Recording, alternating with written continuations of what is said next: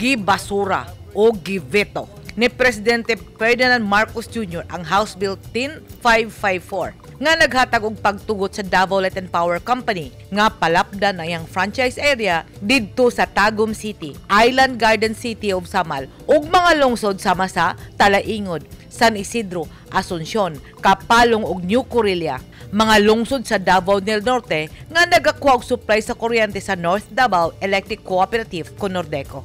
Daghan ang nakuratan kay nagtuo ang katawhan labi na ang mga konsumidor nga malipayon na sila kay pirmahanan na lang sa presidente ang balaod kay gipasar na kini sa Kongreso ug sa Senado.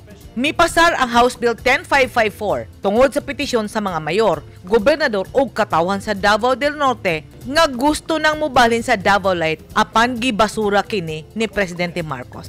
Sa iyang veto message, gisaysay sa presidente nga ang pagbasura sa maong balaod nun kinahanglan tungod kay supa kini sa usa ka probisyon sa Constitution nga dili matiwas ang nakasulat sa prangkesa nga gitunol sa gobyerno sa Nordeco nga balido pa hangtod sa tuig 2028 ug ang usa balido pa hangtod sa tuig 2033. Apan wala mawad og paglaom si Mayor Aldavid Uy sa Island Garden City of Samal. Mato niini, wala pa natapos o wala pa mahuman ang iyang paningkamot tungod kay disappointed but hopeful gihapon ta. Anyway, pwede man nato siya ma-refile and siguro kay ang reservation po nako when katong pagsugod yun ni Ani together with the other mayors and Governor Ubahim kay ang ginapush manggod nato sa una sama lang kay lahi ang naka-separate franchise manggod ang Samal, ma'am.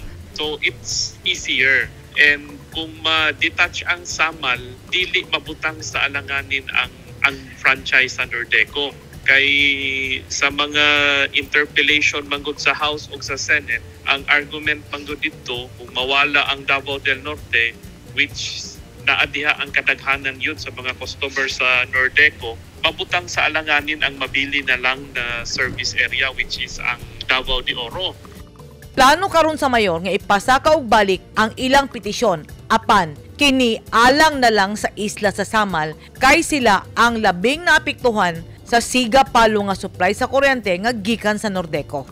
Himuon nato karon is we will try again and siguro para dili na magkomplikado unahon nato ang Samal kay maumang yun di ang una gyud na ginalihok nato sa una na Samal usa kay mas dali siya kung ma-carve out ang Samal sa Nordeco franchise. Minimal lang ang impact, ma'am, kay where in fact ang Samal since napagsugod sa operation sa Nordeco, Daneco pa sa una, losing side yun ang Samal. Importante ang kuryente sa Samal tungod kay daghang mga patigayon ang dili makasulod tungod kay hinay ang supply sa kuryente o gani usahay wala gayoy supply.